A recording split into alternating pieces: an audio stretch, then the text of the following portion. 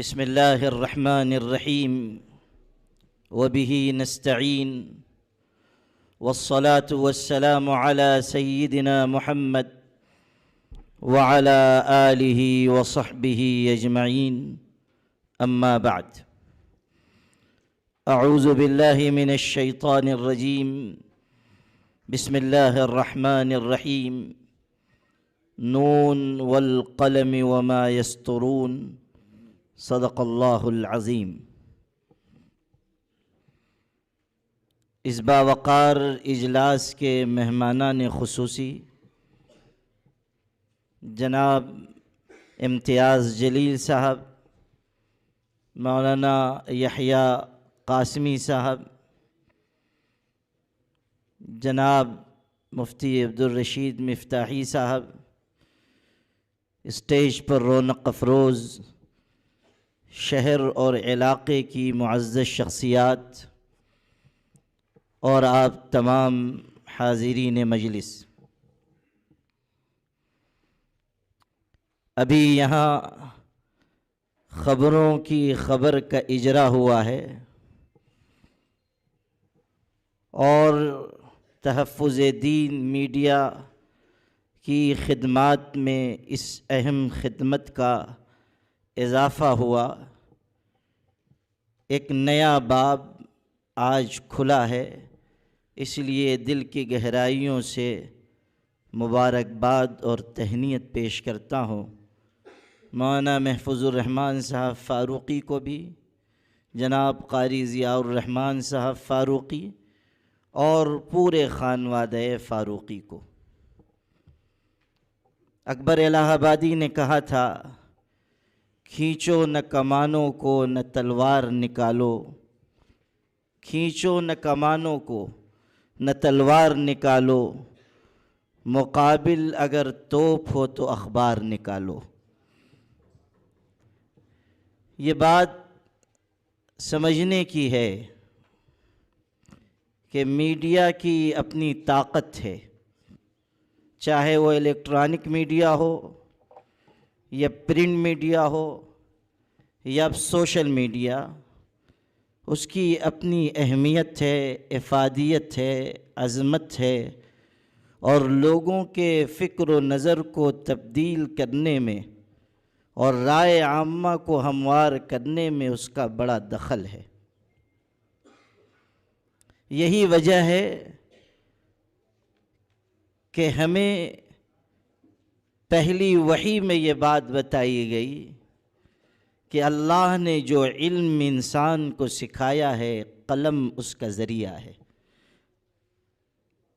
علم بالقلم سے اشارہ اسی اہمیت اور افادیت کی طرف ہے۔ اور پھر اللہ تعالیٰ نے قلم کی قسم کھائی اور کہا نون والقلم وما یسطرون، قلم کی قسم۔ قرآن مجید میں اگر قسم کھائی گئی ہے تو یہ احساس دلانے کے لیے کہ تمہارا قلم کوئی معمولی چیز نہیں ہے، اگر تم چاہو تو اسی قلم سے قوم کی تقدیر بدل سکتے ہو، اگر تم چاہو اسی قلم کے ذریعے افکار و نظریات کی جنگ جیت سکتے ہو، اگر تم چاہو اسی قلم کے ذریعے اپنے سامنے والے انسان کے فکر و نظر کو تبدیل کر سکتے ہو۔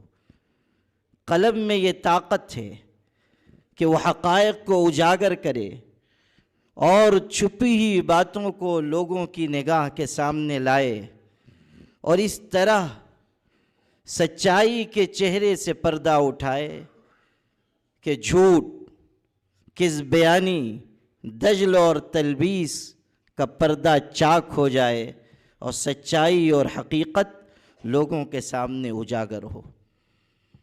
قلم ہر زمانے میں صاحب عظمت رہا ہے۔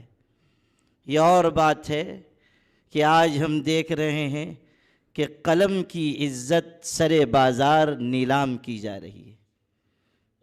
یہ اور بات ہے کہ آج لوگوں نے قلم کو اظہار حقیقت، اظہار جرأت کے بجائے سیاست دانوں کے پائجامے میں ازار بن ڈالنے کے لیے استعمال کرنا شروع کر دیا۔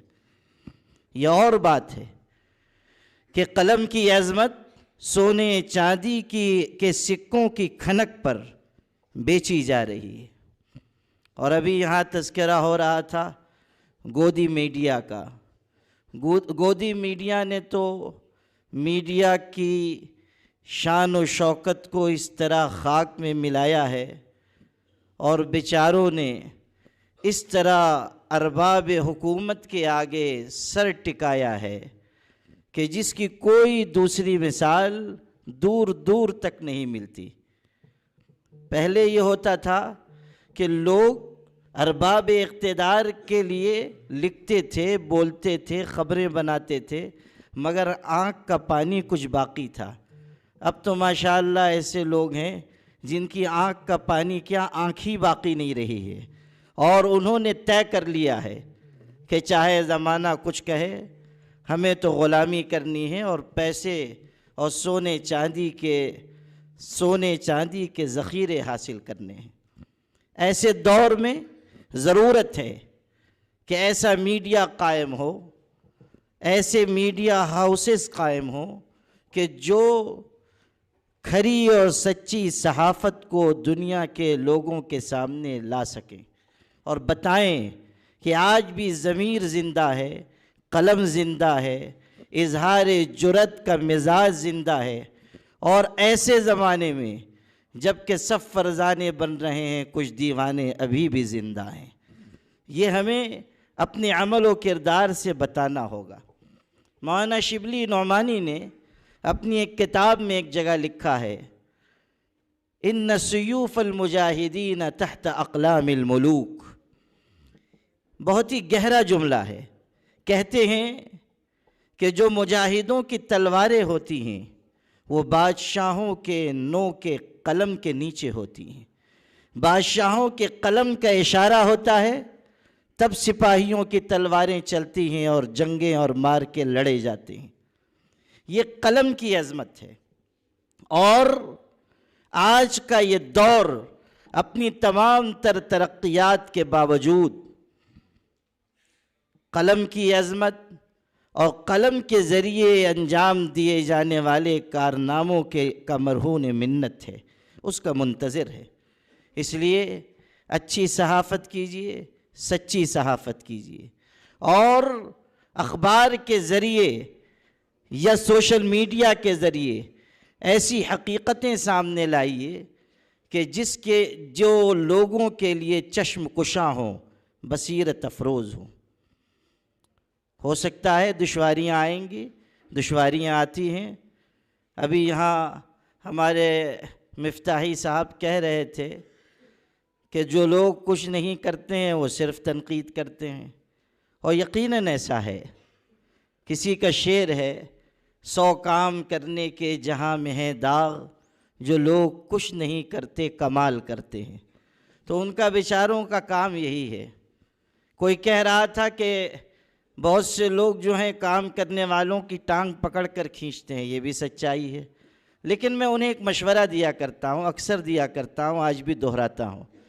میں یہ کہا کرتا ہوں کہ دیکھیے، اگر آپ کی ٹانگ بڑھ گئی ہے تو اس کو کٹوا لیجئے، دوسرے کے کام میں اڑائیے مت۔ اگر آپ کی ٹانگ میں اضافہ ہو گیا ہے، ٹانگ بڑھ گئی ہے، کٹوا لیجئے، سیدھا سادہ حل ہے۔ دوسرے کے کام میں رکاوٹ نہ بنیے۔ ہاں، اگر کوئی اچھی تنقید ہے، کوئی صالح تنقید ہے، تنقید برائے تعمیر ہے، ہمیں خوش دلی سے اسے قبول کرنا چاہیے۔ ہمارا مزاج فرعونیت کا نہیں ہونا چاہیے کہ ہم سب سے اونچے ہیں، سب سے بلند ہیں، اور ہمیں کسی کے مشورے کی ضرورت نہیں، ہرگز نہیں۔ لیکن ہمارا یہ مزاج قومی مزاج بنتا جا رہا ہے کہ کاموں میں بجائے معاون بننے کے ہم مخالف بننا پسند کرتے ہیں۔ ایک بنیادی بات ہمیشہ ذہن میں رکھیے کہ اچھے کاموں میں، بھلے کاموں میں ہمیشہ رفیق بنیے، فریق نہ بنیے، دوسروں کا پارٹ بنیے، پارٹی نہ بنیے۔ آپ دوسروں کے ہاتھ مضبوط کریں گے تو آپ کے ہاتھ مضبوط ہوں گے۔ آپ اپنی ملت کو تقویت و قوت عطا کریں گے۔ اس کی کوشش رہنی چاہیے کہ ہم بھلے اور اچھے کاموں میں ایک دوسرے کے مددگار بنتے ہوئے قرآن مجید کے اس حکم پر عامل ہوں، تعاونوا علی البر والتقوی ولا تعاونوا علی الاثم والعدوان۔ بھلے کاموں میں معاون بنو، گناہ اور سرکشی کے کام میں معاونت مدد نہ کیا کرو۔ تحفظ دین کی خدمت کا یہ رخ بھی بہت پیارا ہے کہ یہاں سے تحفظ ختم نبوت کا کام ہو رہا ہے۔ تحفظ ختم نبوت کا معاملہ بہت نازک اور حساس معاملہ ہے، اور یہ ایسا معاملہ ہے جو ایک مسلمان کے لیے دل سے جڑا ہوا معاملہ ہے۔ اس کا دماغ سے کوئی لینا دینا نہیں ہے، یہ دل کا معاملہ ہے۔ ابھی ہمارے امتیاز جلیل صاحب بڑے درد سے کہہ رہے تھے کہ علماء کرام کی یہ ذمہ داری ہے وہ غلط اور گمراہ عقیدے رکھنے والوں کی اصلاح کریں، سمجھائیں، تفہیم کریں۔ اور ہمارے عزیزم بلال سلمہ کبھی انہوں نے تذکرہ کیا اور مثال دی، ماشاءاللہ اچھا صالح جوان ہے، اللہ تعالیٰ اسے نظر بد سے محفوظ رکھے اور اسے ترقیات سے نوازے۔ یقیناً افہام و تفہیم کی بڑی اہمیت ہے، اور لوگوں کو سمجھانے سے بہت سارے مسائل حل ہوتے ہیں، لیکن اسے کیا کیجئے گا کہ کچھ ایسی ضدی طبیعتیں ہوتی ہیں کہ جن کے اوپر سمجھانا بجھانا کچھ اثر نہیں کرتا ہے، اور ایسے لوگ ہوتے ہیں جن کے بارے میں عطا اللہ شاہ بخاری کہتے تھے کہ 4 کتاباں حقہ آئیں 5واں آیا ڈنڈا، وہ یہ کہا کرتے تھے، اور قادیانی کے زمانے میں کہتے تھے 4 کتاباں حقہ آئیں 5واں آیا ڈنڈا۔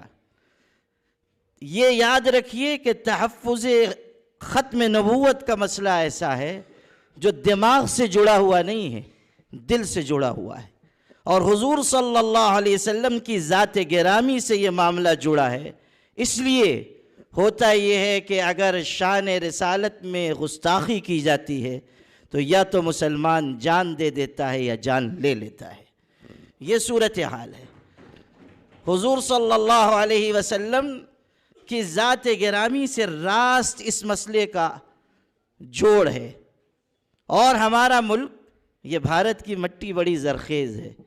یہاں صرف عالم نہیں پیدا ہوتے، صرف امام نہیں پیدا ہوتے، صرف مجدد نہیں پیدا ہوتے، صرف مجاہد نہیں پیدا ہوتے، یہاں نبی بھی پیدا ہو جاتے ہیں۔ یہ بڑی زرخیز زمین ہے۔ یہاں صرف امام عالم نہیں پیدا ہوتے، یہاں پیدا ہو جاتے ہیں نبی، بلکہ نبی الانبیاء۔ وہ قادیانی جو تھا مردود، اس نے صرف یہ تھوڑی دعویٰ کیا کہ میں نبی ہوں، پہلے تو اسٹیپ بائی اسٹیپ بڑھا۔ پہلے کہنے لگا کہ میں عالم ہوں، پھر میں امام ہوں، پھر میں مجدد ہوں، پھر میں مثل مسیح ہوں، پھر میں مسیح موعود ہوں، پھر ذلی نبی، بروزی نبی، ہوتے ہوتے یہاں تک پہنچا کہ میں اللہ میاں کی بیوی بھی ہوں۔ یہ بھی اس کا دعویٰ ہے، میں اللہ میاں کی بیوی بھی ہوں۔ 52 دعوے ہیں اس کے۔ اور پھر یہ کہ میں نبی الانبیاء ہوں اور سارے انبیاء مجھ میں حلول کر گئے۔ حالانکہ ایسا خبط الحواس قسم کا تھا کہ ایک رات میں 50 مرتبہ پیشاب کرنے اٹھنا پڑتا تھا۔ آنکھ بھی اس کی ایک تھی، ایک غائب تھی، اور حالت یہ تھی دماغ کی کہ صدری پہنتا تھا، اور چونکہ پیشاب زیادہ آتی تھی تو ایک جیب میں مٹی کے ڈھیلے رکھتا تھا، اور گڑ کا شوقین تھا، دوسری جیب میں وہ گڑ کی ڈلیاں رکھتا تھا۔ تو کبھی کبھی ماشاءاللہ گڑ کی ڈلیوں سے استنجا فرماتا تھا اور مٹی کے ٹکڑے پھانکتا رہتا تھا۔ یہ صورتحال۔ لیکن کیا کیجئے گا اس کو کہ لوگوں نے بنا دیا، مان لیا کہ ہاں آپ ہیں۔ ابھی ذکر کر رہے تھے کہ دوسرے ملکوں میں تعارف ہوتا ہے، ہمارے امتیاز بھائی بتا رہے تھے نا کہ پوچھا جاتا ہے کون ہو کون ہو، تو اسکول میں بھی ہوتا ہے۔ تو پہلا دن تھا اسکول کا، اور اس کا بیٹا گیا ہوا تھا، چھوٹا تھا، تو تعارف شروع ہوا، بتاؤ کیا نام ہے، باپ کا کیا نام ہے؟ تو سب بتا رہے تھے، میں یہ، میرا باپ یہ، والد یہ کرتے ہیں۔ جب اس کے بیٹے کی باری آئی تو ٹیچر نے پوچھا کیا نام کا یہ؟ باپ کا نام یہ۔ ابا تمہارے کیا کرتے ہیں؟ تو اب وہ بیچارہ کہے تو کیا کہے، چھوٹا ہی تھا، ابا تمہارے کیا کرتے ہیں؟ تو وہ بھی تو قادیانی کا بیٹا تھا، سوچ کے کہنے لگا نبوت کا کاروبار کرتے ہیں، نبوت کا کاروبار کرتے ہیں۔ یہ صورتحال اس ملک میں پیدا ہوئی کہ قادیانی آیا اور اس نے اپنے فتنے پھیلائے اور ہزاروں لوگ اس فتنے میں مبتلا ہو گئے۔ اچھے اچھے ذہن رکھنے والے لوگ، جو اس کا خلیفہ ہوا وہ خود بڑا عالم تھا اور گیا تھا بحث کرنے کے لیے، لیکن وہاں جا کر شکست کھا گیا، خود قادیانی ہوا اور قادیانی کے بعد اس کا خلیفہ بنا۔ یہ صورتحال اس ملک میں ہوتی رہی ہے کہ الگ الگ قسم کے لوگ کھڑے ہوتے رہیں۔ اب یہ شکیل ابن حنیف کھڑا ہو گیا اور یہ بھی کہتا ہے میں مہدی بھی ہوں، میں عیسیٰ بھی ہوں۔ اس نے بھی سوچا کہ جب دعوی کرنا ہے تو چھوٹا کیوں کریں، تو صرف مہدی نہیں، میں عیسیٰ بھی ہوں، یعنی 2 in 1 ہے۔ یہ کہتا ہے میں مہدی بھی ہوں، میں عیسیٰ بھی ہوں۔ لوگوں نے کہا کہ حضرت عیسیٰ تو آئیں گے جب دجال آئے گا، ابھی دجال آیا نہیں تو آپ کہاں سے ٹپک پڑے؟ تو اس کی حکمت دیکھیے کیسے کیسے گمراہ کرتے ہیں لوگ۔ کہنے لگا دجال آ چکا ہے، دجال آ چکا ہے، اور سمجھو کیسے آیا ہے۔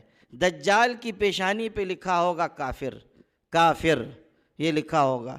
دیکھو 2 ملک ہیں دنیا کے، امریکہ اور فرانس۔ امریکہ کے آخر میں ہے کاف الف، فرانس کے شروع میں ہے فارا، بیچ میں کیا ہوا؟ کافر۔ یہی دونوں ملک دجال ہیں، چونکہ دجال آ گیا اس لیے میں بھی چلا آیا ہوں۔ یہ صورتحال، اور لوگ مان رہے ہیں، لوگ تسلیم کر رہے ہیں۔ ان عقلوں پر لعنت ہو جو ایسی کمزور دلیلوں کو تسلیم کرتے ہیں۔ اور آپ سے میں کہتا ہوں اس گمان میں نہ رہیے، یہ میں آپ سے درد سے کہہ رہا ہوں، اس گمان میں نہ رہیے کہ جاہل لوگ، کم پڑھے لکھے لوگ اس کے فتنے کا شکار ہو رہے ہیں۔ ایک عالم ہماری مرکزی دینی درسگاہ، بہت بڑے ادارے کے فاضل عالم، ان کو لوگ میرے پاس لے کر آئے اسی مہاراشٹر کے، اور لوگوں نے بتایا کہ یہ آدمی شکیلی ہو گیا ہے۔ اور باضابطہ اس عالم نے مجھ سے بحث کی 2 گھنٹے تک، میں نے دلیلیں دی، اس نے توبہ کر لی، میرے ہاتھ پر بیعت ہو گیا، میں بھی مطمئن کہ اللہ کے کرم سے بچ گیا۔ لیکن 1 مہینے کے بعد پتہ چلا کہ پھر وہ جا کر انہی سے مل گیا۔ یہ صورتحال ہے۔ آپ کے اس اورنگ آباد کے کتنے لوگ اس فتنے کے ارد گرد گھوم رہے ہیں اور اس فتنے کی لپیٹ میں آ رہے ہیں۔ اس کو بہت سنگینی سے ہمیں محسوس کرنا چاہیے، اور ختم نبوت کا کام مضبوطی سے کرنا چاہیے۔ میں یہاں علماء بھی ہیں، میں انہیں یاد دلانا چاہتا ہوں کہ اس ملک کی عظیم ترین شخصیت اور اس ملک کے علماء کے امام اور محدثین کے تاجدار علامہ انور شاہ کشمیری رحمۃ اللہ علیہ اپنی سخت بیماری کے زمانے میں قادیانی کے مقدمے میں پیش ہونے کے لیے بہاولپور گئے تھے، اور انگریز جج کے سامنے انہوں نے زبردست طریقے پر کیس لڑا، دلائل دیے، سخت بیمار تھے۔ جب وہ وہاں گئے ہزاروں لوگ ان کی زیارت کے لیے جمع ہوئے، اور وہ جامع مسجد میں کھڑے ہوئے بیماری کی حالت میں، فرمایا کہ میں سخت بیمار تھا، آنے کی حالت نہیں تھی، ڈاکٹروں نے بھی منع کیا، لیکن میں صرف یہ سوچ کر آیا کہ میرے پاس اور کوئی عمل تو نجات کا ذریعہ بننے کے لائق نہیں ہے، کل قیامت کے دن یہ کہہ سکوں گا کہ حضور کی تحفظ ختم نبوت کا جانبدار بن کر آیا تھا۔ یہ کہا۔ جب انہوں نے یہ کہا تو جو وہاں لوگ موجود تھے وہ رونے لگے۔ ان کے ایک شاگرد تھے، وہ کھڑے ہوئے، بہت بڑے عالم تھے اس علاقے کے، انہوں نے کہا حضرت آپ یہ کیا کہہ رہے ہیں؟ پوری زندگی آپ کی دین کے لیے گزری، آپ ہزاروں علماء کے استاذ ہیں، آپ کے پاس تو اعمال ہی اعمال ہیں، آپ یہ کیا کہہ رہے ہیں؟ بڑی تعریف کی۔ جب وہ تعریف کر کے بیٹھ گئے تو اس وقت علامہ انور شاہ کشمیری نے جو جملہ کہا تھا وہ میں آپ کو سنانا چاہتا ہوں اور علماء کے دل کی امانت بنانا چاہتا ہوں۔ علامہ انور شاہ کشمیری نے کہا کہ ان صاحب نے ابھی میری تعریف کی اور تعریف میں مبالغے سے کام لیا، لیکن سن لو ہم پر یہ حقیقت کھل چکی ہے کہ ہم اگر اگر ہم تحفظ ختم نبوت کا کام نہ کر سکے تو گلی کا کتا بھی ہم سے بہتر ہوگا. یہ جملہ کہا. وہاں موجود علماء کی چیخیں نکل گئیں کہ وقت کا خاتم المحدثین اور سید العلماء یہ کہہ رہا ہے کہ گلی کا کتا بھی ہم سے بہتر ہے اگر ہم تحفظ ختم نبوت کا کام نہ کر سکیں.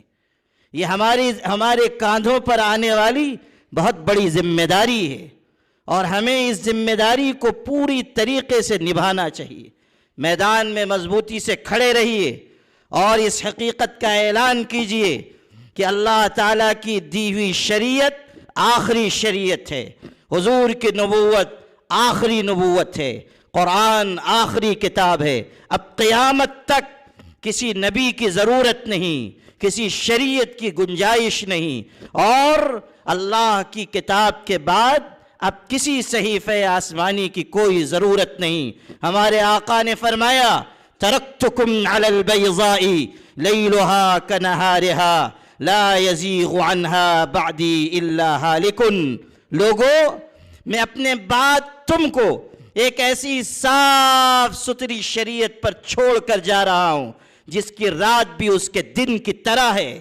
یعنی کہیں تمہیں بھٹکنے کی ضرورت نہیں. کامل, مکمل, متوازن, معتدل شریعت دے کر جا رہا ہوں. اس شریعت کے پیچھے پیچھے چلو. لا یزیغ عنہا بعدی الا ہالکن. اس شریعت سے وہی انحراف کرے گا جو تباہ ہونے والا ہے, جو برباد ہونے والا ہے.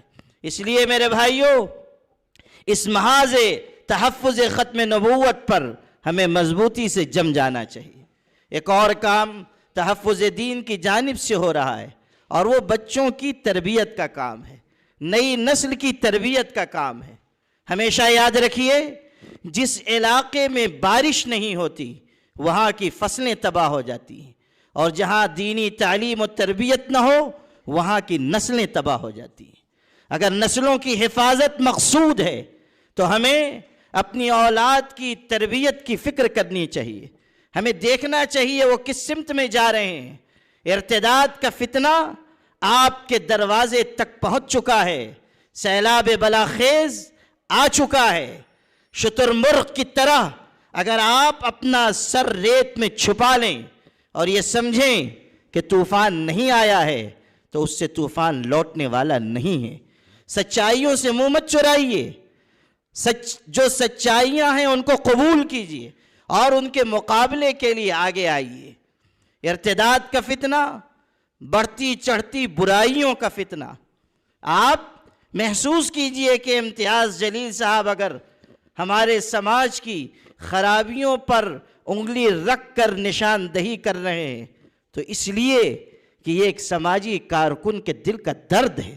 وہ دیکھ رہا ہے کہ جس قوم کو آگے بڑھانے کے لیے ہم اپنا لہو بہانے کے لیے تیار ہیں, وہ قوم تھوڑے سے نفع کے لیے اپنا ضمیر بیچنے کے لیے آمادہ ہے. تھوڑے سے فائدے کے لیے وہ اپنے آپ کا سودا کر رہی ہے قوم. ایک عیسائی شخص نے اسلام قبول کیا. جب اسلام کی رغبت اس کے دل میں پیدا ہوئی, تلاش ہوئی اس کو, تو اس نے کتابیں خریدیں اور ان کا مطالعہ کیا. پھر اور ضرورت پڑی تو اس نے اپنی کار بیچ دی, اور پھر اس نے کتابیں خریدی, اسٹڈی کی, مسلمان ہو گیا. پھر وہ نکلا, مشرق وسطیٰ کے دورے پر بھی آیا. اللہ نے کچھ خوشحالی کشادگی دی تو مسلمانوں کے ملکوں میں گیا, ان کو قریب سے دیکھا. پھر اس نے سفر نامہ لکھا. اس سفر نامے کے مقدمے میں ایک بات اس نے لکھی ہے, اور بہت ہی چپتا ہوا جملہ وہ میں آپ کو سنانا چاہتا ہوں. اورنگ آباد کے باغیرت مسلمانوں کے دل کی امانت بنانا چاہتا ہوں. اس نے لکھا کہ جب میرے دل میں ایمان کی طرف رغبت پیدا ہوئی تو میں نے اپنی کار بیچی اور ایمان خریدا, لیکن جب میں نے مسلمانوں کو قریب سے دیکھا تو میرے دل سے آواز آئی کہ تو نے کار بیچی, ایمان خریدا. یہ ایمان بیچ کر کاریں خرید رہے ہیں, یہ ایمان بیچ رہے ہیں, کاریں خرید رہے ہیں. مال و زر کے پیچھے, دنیا کی دولت کے پیچھے, دنیا کے اسباب اور وجاہت کے پیچھے, دنیا کے اقتدار کے پیچھے جا رہے ہیں. شہرت کی طلب انہیں آوارہ بنا کر پھرا رہی ہے. مال کی ہوس ان کے اندر سے اخلاق اور ضمیر کا جنازہ نکال رہی ہے۔ یہ صورتحال ہے کہ ہم نے فراموش کر دیا کہ ہمیں اللہ کے ہاں جانا ہے، اللہ کو منہ دکھانا ہے، آخرت میں حساب ہونا ہے، ایک وقت آنا ہے کہ سب چھوڑ کر قبر میں جانا ہے۔ قبر کے چوکٹے خالی ہیں انہیں مت بھولو، قبر کے چوکٹے خالی ہیں انہیں مت بھولو۔ جانے کب کون سی تصویر لگا دی جائے، کب کون چلا جائے گا کوئی نہیں کہہ سکتا، لیکن ہم نے قبلہ مقصود کس کو بنایا ہے، کس سمت میں ہم جا رہے ہیں، نگاہ کدھر ہے، منزل کدھر ہے، اس کا ہمیں فیصلہ کرنا ہوگا۔ قومیں اس طرح ترقی نہیں کرتی ہیں۔ میں آپ سے بہت درد دل کے ساتھ کہنا چاہتا ہوں کہ قوموں کی تقدیر نعروں سے، امنگوں سے، آرزوؤں سے، تمناؤں سے نہیں بدلا کرتی، عمل و اقدام سے بدلتی ہے، حسن نیت سے بدلتی ہے، حسن عمل سے بدلتی ہے، مسلسل مخلصانہ محنت سے بدلتی ہے، عزم محکم، عمل پہ ہم، محبت فاتح عالم، جہاد زندگانی میں ہیں یہ مردوں کی شمشیریں۔ یہی وہ چیزیں ہیں جن سے قومیں عروج کی طرف جاتی ہیں، ہمیں انہیں اختیار کرنا چاہیے۔ اور میڈیا جو اس زمانے کی ایک خاص قوت ہے اسے اپنانا چاہیے، اور جو لوگ میڈیا کی لائن میں کام کر رہے ہیں ان کا ہاتھ بٹائیں۔ تحفظ دین کے لوگ اگر یہ کام کر رہے ہیں ہمیں ان کی تعریف بھی کرنی چاہیے اور ان کا ہاتھ بھی بٹانا چاہیے، ان کی مدد بھی کرنی چاہیے، اور جہاں جہاں خیر کے کام ہو ہمیں اس کام میں حصہ لینا چاہیے۔ ہمارا یہ ملک بہت تیزی سے فسطائیت اور فرقہ پرستی کے دلدل میں غرق ہو رہا ہے۔ ہمیں آپ کو اس ملک کو بچانا ہے، ہمیں اور آپ کو اس ملک کو نفرت کی آگ سے دور لے جانا ہے۔ اس ملک میں بسنے والے چاہے وہ ہندو ہوں یا مسلمان ہوں یا سکھ ہوں یا عیسائی ہوں یا SC OBC کے لوگ ہوں یا پچھڑی ذاتیں ہوں، کسی سماج کے، کسی مذہب کے، کسی تہذیب کے، کسی ثقافت، کسی کلچر کے لوگ ہوں، وہ سب ہمارے وطنی بھائی ہیں، اور ان سب کو ساتھ لے کر چلنا اور ان کے دلوں میں گنجائشیں پیدا کرنا، نفرت نکال کر محبت ڈالنا ہماری آپ کی بنیادی ذمہ داری ہے۔ حیات لے کے چلو، کائنات لے کے چلو، چلو تو سارے زمانے کو ساتھ لے کے چلو۔ میرے بھائیوں، کرنے کے بہت سے کام ہیں اور ہر محاذ پر خدمت کی ضرورت ہے۔ غفلت میں نہ رہیے، سستی میں نہ پڑیے، لاپرواہی نہ کیجیے، اعراض و تغافل سے کام نہ لیجیے، اپنے قائدین پر تنقید کر کے ان کے حوصلے پست نہ کیجیے، اپنی ملی جماعتوں اور تنظیموں کو صرف اپنی تنقید کا نشانہ نہ بنائیے۔ آپ جو کر سکتے ہیں وہ کرنے کے لیے میدان میں آئیے، بڑھیے، اللہ پر بھروسہ کیجیے، توکل اور اعتماد کی رسی کو مضبوطی سے تھامیے، اور جو آپ کر سکتے ہیں کر دکھائیے اس جذبے کے ساتھ کہ نور کی یہ کرن ظلمات پہ بھاری ہوگی، رات تمہاری ہے تو کیا صبح ہماری ہوگی۔